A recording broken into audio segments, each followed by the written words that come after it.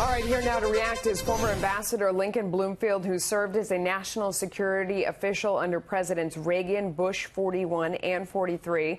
Sir, thank you so much for joining us. What do you make of this #2 guy coming to New York?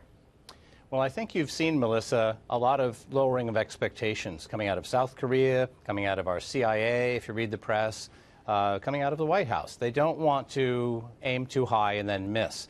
And by the way, nobody can really make the decision on whether to try to end the Korean War, not only denuclearize, but draw down their conventional weapons that are aimed at the South Koreans, except for Kim Jong-un. So his most empowered deputy, Kim Yong Chol, is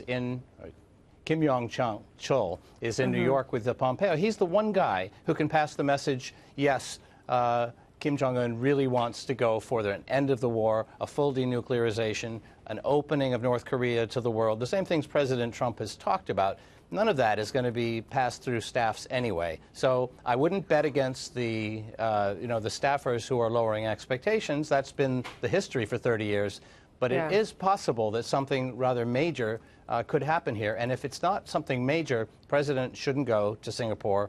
And you really can't change the situation. It does give you an indication that they wanted to get everybody else out of the middle. You know, the idea that he's coming here makes you feel like whether it was South Korea that was getting in the middle and maybe muddling the message, or if it was China, the direct talks are certainly really interesting. One thing that caught my attention was Russia's Foreign Minister Lavrov going to Pyongyang at basically the same time.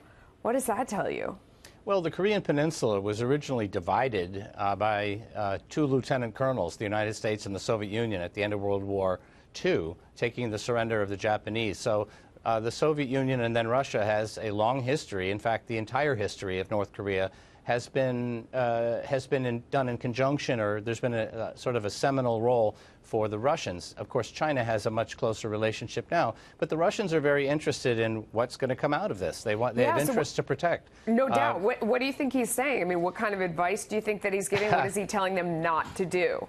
My guess is that Lavrov wants to find out what's the deal here. Is Kim Jong-un really going to go for the whole thing? Is he really going to try to have a full rapprochement where you have a unification of North and South Korea under some terms, where you do a dramatic denuclearization, but also a drawdown of conventional weapons that protects Japan, where China's interests are protected? It's a very big deal. And is he going to do that? And how are Russia's interests going to be affected? The one thing I would say is that Lavrov, the one thing to watch for is whether the Russians kind of throw any wrench in the works and slow things down. Yeah. That would be very bad. I mean, it's very insulting to the Russians if, as we keep hearing, the reason why Kim Jong-un is motivated to do this is because he wants security and he wants to know that he can stay in his position. Ostensibly, that's what the Russians were giving him before, was that kind of support. So wouldn't they feel threatened and sort of cut out if he's looking to America to secure him?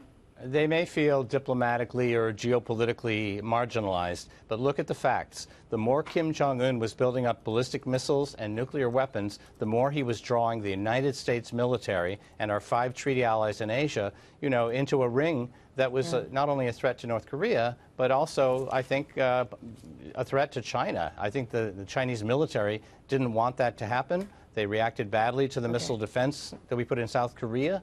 And so I think that China understands the way to keep the Americans from showing up in force is to have some kind of a drawdown. And nuclear weapons by North Korea could create radiation problems for the Chinese. There's a lot of reasons why China actually wants to see this happen under the right terms. Russia is a little bit more of a bystander.